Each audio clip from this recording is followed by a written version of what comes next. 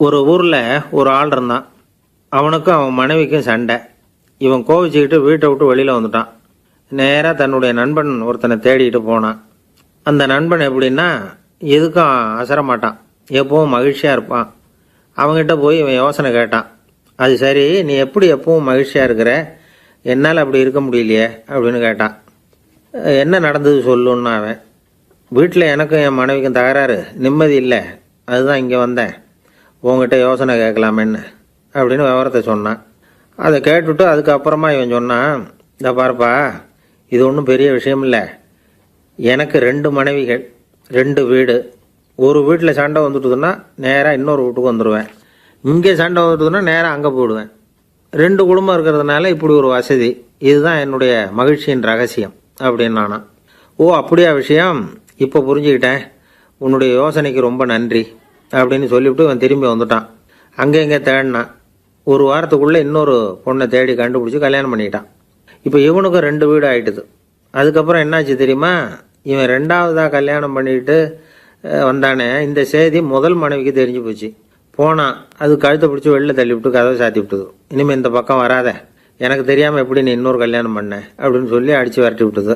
இவன் அதனால் என்ன பரவாயில்லன்னு 2வது மனைவி வீட்டுக்கு போனான். அங்கே பார்த்து, நீ எனக்கு கல்யாணம் பண்ணுறதுக்கு முன்னாடி ஏற்கனவே உனக்கு கல்யாணம் ஆச்சுங்கிற விஷயத்த ஏன் என்கிட்ட சொல்லலை அப்படின்னு சொல்லி அதுவும் கழுத்தை பிடிச்சி வெளில தள்ளி விட்டுது. அதாவது முதல் மனைவி இருக்கிறப்போ எதுக்காக என்னையும் கல்யாணம் பண்ணிட்ட அப்படின்னு சொல்லி வெளில தள்ளி விட்டுது. இவன் வீதிக்கு வந்துட்டான். இங்கேயும் போக முடியல, அங்கேயும் போக முடியல. என்ன இது, அவன் சொல்லி கொடுத்த யோசனை ஒன்றும் சரியாக வரலையே அப்படின்னு யோசனை பண்ணிக்கிட்டே நடந்தான். வழியில் ஒரு பாழடைஞ்ச மண்டபம். சரி, இன்னைக்கு ராத்திரி இங்கேயே படுத்துருவோம், வேறு எங்கேயும் போய் படுத்து தூங்க முடியாது, அதான் 2 பேரும் விரட்டி விட்டாங்களே, என்ன பண்ணுறது அப்படின்னு சொல்லி அந்த மண்டபத்தில் போய் ஒரு தூணில் ஓரமாக சாஞ்சி உக்காந்தான். அப்போ எதிர்த்தாப்புல இன்னொரு தூண் ஓரமாக யாரோ அசைகிறது மாதிரி தெரிஞ்சுது, லேசான இருட்டில். யாரப்பா அது அப்படின்னு கிட்ட போய் பார்க்குறான். அப்புறம் தான் தெரியுது, அவன் யார் தெரியுமா, இவனுக்கு யோசனை சொன்னான்ல 2 கல்யாணம் பண்ணிக்கணும்னு சொல்லி, அவன் அங்கே படுத்து கிடக்கிறான். டேய் நீயா, நீ எப்படிறா இங்கே வந்த அப்படின்னா. 2 வீட்லேயும் சண்டை வந்துட்டுது, அதுதான் இங்கே வந்தேன், படுத்து தூங்கலாமேன்னு அப்படின்னா. 2 வீடு இருக்கிறது சௌரியம்னு என்கிட்ட சொன்னியப்பா அப்படின்னா இவன். நான் அப்படி சொன்னதுக்கு ஒரு காரணம் உண்டுன்னா அவன். என்னடா காரணம்னு கேட்டான். அது வேற ஒன்றும் இல்லை, தினமும் ராத்திரி இல்லை இந்த மண்டபத்தில் தனியாக படுக்கிறதுக்கு எனக்கு பயமாக இருந்தது, எனக்கு ஒரு துணை தேவைப்பட்டது, அதுக்காக தான் உங்ககிட்ட அப்படி ஒரு யோசனை சொன்னேன். இப்போ நீ வந்ததுனால நான் எனக்கு துணை கிடச்சிட்டுது. இப்போ நம்ம 2 பேரும் துணையாக இங்கே படுத்துக்கலாம், நீ அந்த தூணில் சாஞ்சிக்கோ, நான் இந்த தூணில் சாஞ்சிக்கிறேன் அப்படின்னு சொல்லி படுத்து தூங்க ஆரம்பிச்சிட்டானோ.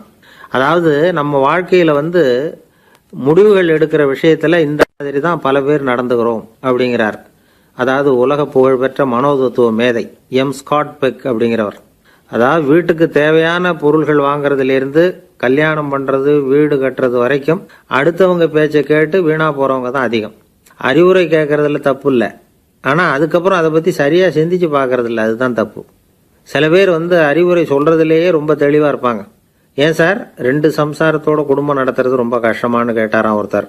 அது எனக்கு தெரியாதுங்க அப்படின்னாராம் அவர். ஏன்னு கேட்டிருக்கார்.